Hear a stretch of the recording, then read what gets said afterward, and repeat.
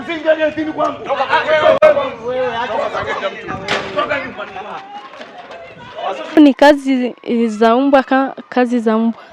Kazi za mbwa kivipi?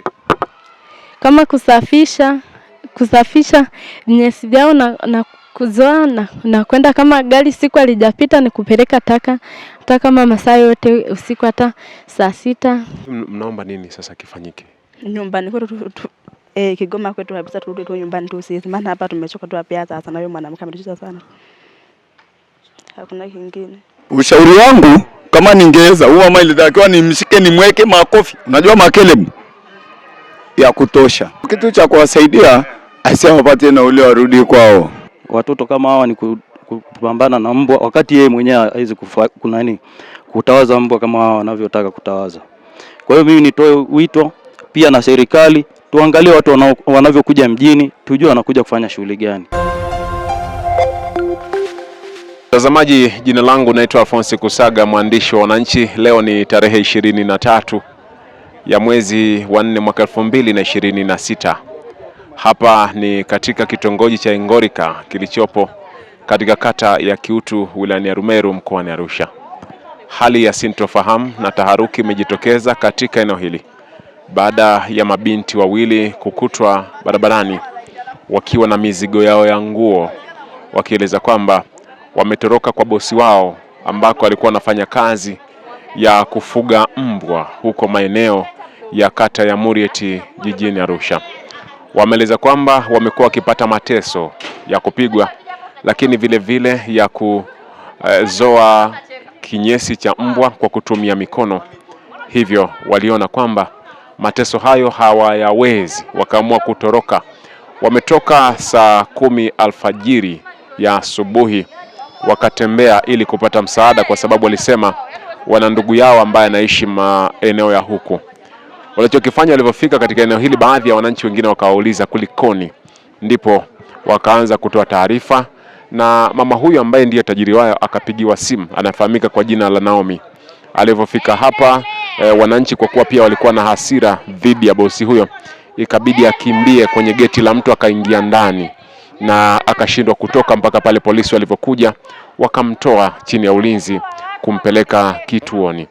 Mabinti hao wamesema wao ni wanatokea mkoani Kigoma, na wanachokihitaji kwa sasa ni kwamba wamechoshwa na mateso hayo, hivyo wanataka kurudi kwao kwa sababu huko inaweza kawa ni salama zaidi. Binti mmoja ana miaka 17 na mwingine ana miaka 16. Naitwa Mary. Mary nani? Semeni. Unatokea wapi? Kigoma. Kigoma wilaya gani? Kifula pale. Mko huko Arusha mliletwa na nani? Mimi huko nililetwa na dalali. Dalali anaitwa nani? Huyo dalali alikamatwa alikamatwa huku kwenye mtaa, kumbe naye alikuwa anauza wadada. Mimi nilitafutia kwa mara ya kwanza, akaja kunitoa akaniambia hapo ni pabaya nikupeleke pengine, ndio akanileta kwa huyu mdada sasa ambaye tunakaa sasa hivi. Huyo dalali sasa hivi kwa yeye amekamatwa, alikuwa anauza dada, ndio mimi nililetwa na huyo. Nililetwa huku mkafikia kwa nani? Tulivyoleta huku nilianza kwanza nikafanya ile kazi yake aliyokuwa ameniambia kwanza, amenitafutia mara kwanza, ndio akaja akanitoa pale akanileta kwa hiyo mdada sasa ambaye ndio sasa hivi tunakaa. Huyo dada anaitwa nani mlikuwa mnakaa kwake? Naomi. Mko anaishi maeneo gani huyo Naomi? Anakaa kule kibao cha kanisa kule Morombo, kia anaenda kule dampo. Na huko mlikuwa mnafanya shughuli gani? Huku ni kazi za mbwa, kazi za mbwa. Kazi za mbwa kivipi? Kama kusafisha nyasi vyao na kuzoa na kwenda, kama gari siku alijapita ni kupeleka taka kama masaa yote usiku, hata saa 6, saa 5 na beba tunapeleka. Yaani huyo dada anafuga mbwa kwake nyumbani? Anafuga mbwa. Ya kuuza mbwa kama mangapi? Ni mengi kabisa, yani sijui 50 yani mengi. Mbwa ni mengi sana. Kwa hiyo mlikuwa mnafanya kazi ya kusafisha mbwa? Yani kuwasafishia pakae kila masaa pakae pakiwa pasafi. Na mshahara wenu ulikuwa shilingi ngapi? Ilikuwa ni 50 ndio akaja akaweka 60 ndio akaja kutuongezea. Kwa hiyo mnalipwa 60,000? Okay. Kwa hiyo sasa mbona mko hapa na imekuwaje mkafika hapa? Tumetoroka. Kwa nini mmetoroka? Mimi nilikuwa napigwa. Tulikuwa tunapigwa. Hapo ndio tukasema bora tu tuondoke kama tunapigwa hivyo. Sasa Murombo na huku Sekei ni mbali sana. Yaani mmefikaje huko? Tumeamka saa 10 za usiku. Ndio tulikuwa tunatembea. Kufika huku tumefika ndio huu muda. Sijui ni saa ngapi hiyo. Tumeenda tukawa tunatembea. Yaani lengo lenu ni kwenda wapi? Nyumbani. Okay. Tukawa tunataka kwenda nyumbani. Yaani sasa mlikuwa muende tu mtoke pale ama mlikuwa mnaomba msaada mrudi Kigoma? Tulikuwa tunatoka bora tu tuende pengine mradi tu tutoke pale. Ndio tulikuwa tunataka hivyo. Alikuwa anafanya vitendo gani huyu Naomi? Ni kutupiga tu yeye anasema tunampa dharau kwamba kwenye mifugo zake, hataki dharau kwenye mbwa zake nini na nini anakupiga. Kwa hiyo hataki pale mambo ya kijinga kwenye mbwa zake anasema. Na hao mbwa mnawasafishia tu ama pia mnawaogesha? Kuogesha tunamshikia na wachana. Siku nyingine kabisa kwa kuachana tunamshikia tena. Anaachana, kazi za hapo hazishagi sana. Yaani paka usiku. Yaani kuachana nini? Kuachana na mbwa nyele? Zile nyele zisishikane zikae kila masaa zimekaa vizuri. Kwa hiyo nyinyi ndio mnasaidia kushika mbwa? Tunamsaidia. Na vitendo gani vibaya zaidi alikuwa anawafanya ambavyo sio vya kibinadamu? Ni kutupiga tu na kututukana tu matusi. Ndio tukaamua kwenda nyumbani.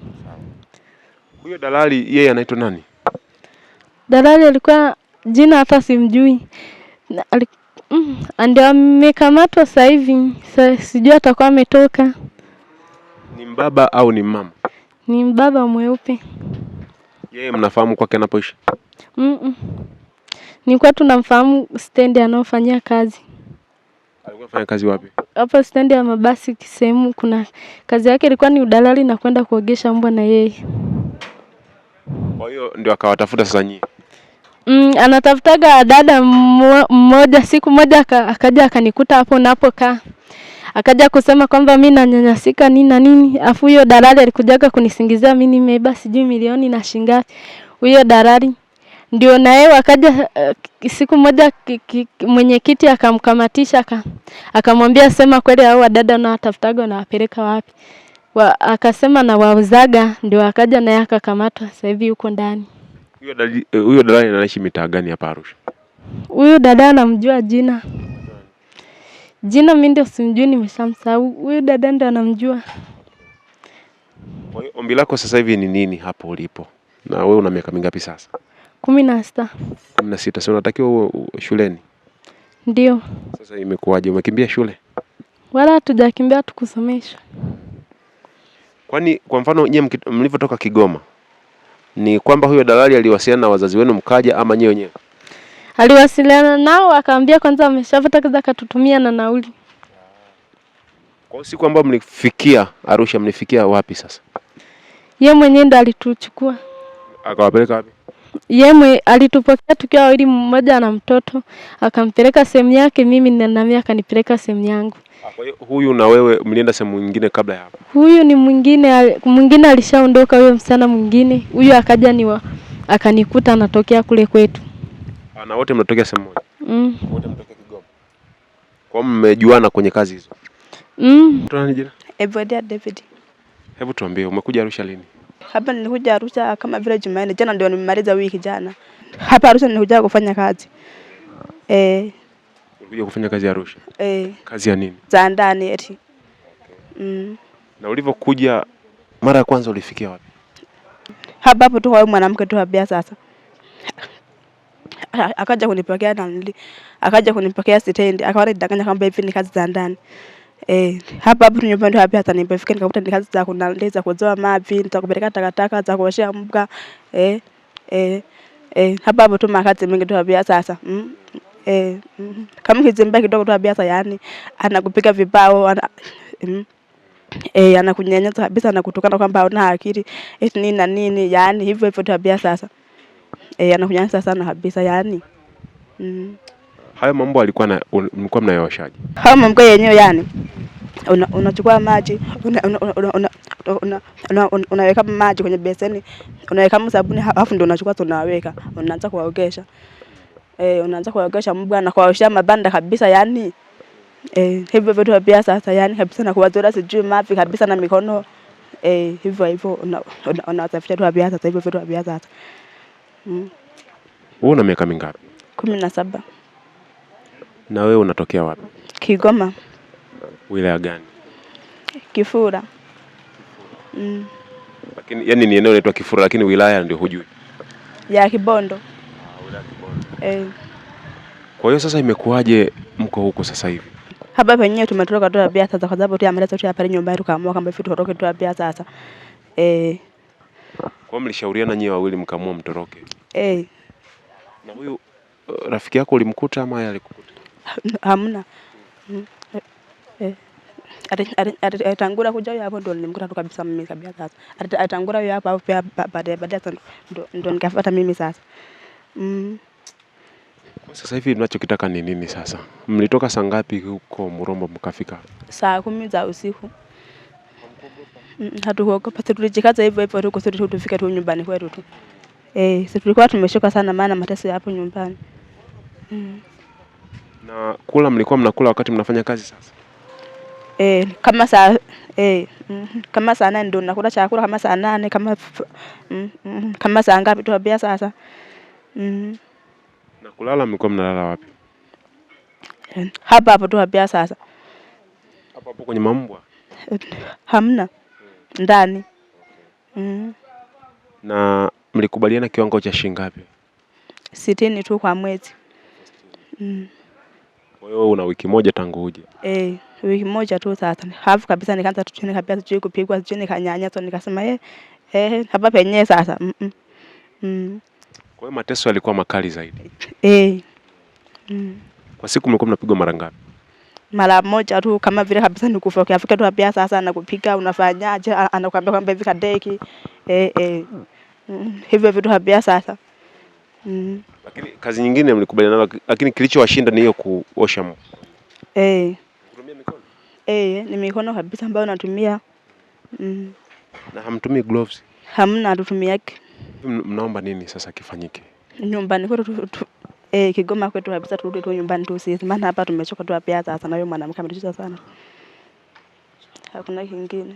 Kama uzalilishaji, mtoto wako uliomzaa utajisikiaje akitoka nyumbani ameahidiwa kwamba anaenda kupata kazi, akapelekwa na ule mkunyeti kwa kule ndani kuzua mavi na mikono ya mbwa, halafu anakuja anajifungia huko ndani ya geti? Wewe umejisikiaje? Balai, ushauri wangu kama ningeweza, huwa mama ilitakiwa nimshike nimweke makofi, unajua makelemu ya kutosha, kitu cha kuwasaidia asiwapate na ule warudi kwao.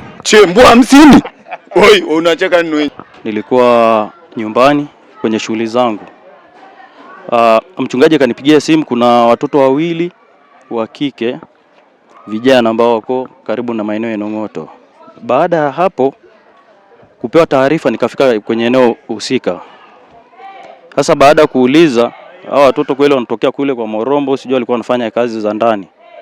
Lakini nilivyoelezwa kwamba ni kazi za ndani, baadaye niambiwa kwamba ni wanaogesha mbwa sijui nini na kadhalika. Wakaamua sasa kutoroka, ndio wakaja huko. Kwa hiyo tukawasiliana na bosi wao, na bosi wao amekuja, na nafikiri hata tutakutana pale ofisi ya kwa mtendaji na mengine. Lakini nitoe wito kwa jamii, watoto wanaotoka vijijini wahakikishe kwamba wale wenye viti wa vijijini kule wawasiliana na wenye viti ambao watoto wanapokwenda kufanya kazi. Baada ya hapo, maana kuna watu wananyanyasa watoto wa watu. Kwa mfano sasa watoto kama hawa ni kupambana na mbwa, wakati yeye mwenyewe haizi kutawaza mbwa kama hawa wanavyotaka kutawaza. Kwa hiyo mimi nitoe wito pia na serikali, tuangalie watu wanavyokuja mjini, tujue wanakuja kufanya shughuli gani. Wengine wanatumikishwa, wengine pia kwenye haya mambo ya ushoga nini na kadhalika. Na usagaji, watoto wanaletwa mjini hivyo. Kwa hiyo tunaomba tu serikali na yenyewe, kama mimi upande wa serikali, tuungane na watu wote wanaoingia katika mji. Ndio hayo tu. Kwanza wametembea kwa miguu kutoka kwa Morombo mpaka hapa ambapo tunapoambiwa. Kwanza namba moja, sisi katika kitongoji chetu au mtaa wetu tuna daftari la register, ambapo mtu akihama atakiwa atoe taarifa kupitia kwa balozi, na akiwa na mwingine akihamia atoe taarifa. Kwa hiyo kama tutaunganisha hiyo chain kuwa na taarifa ya watu, ni rahisi sana kujua matatizo ya watoto kama hao. Kama kwa mfano wanatokea Morombo, kule kwa Morombo sasa hivi sijui kama wana namba hata mwenyekiti wao au balozi wao. Kwa hiyo tunataka tujue, tuunganishe chain kwamba hao watu wawe wanatumia yani kujitambulisha katika maeneo yao na kujua namba za viongozi wa mtaa husika.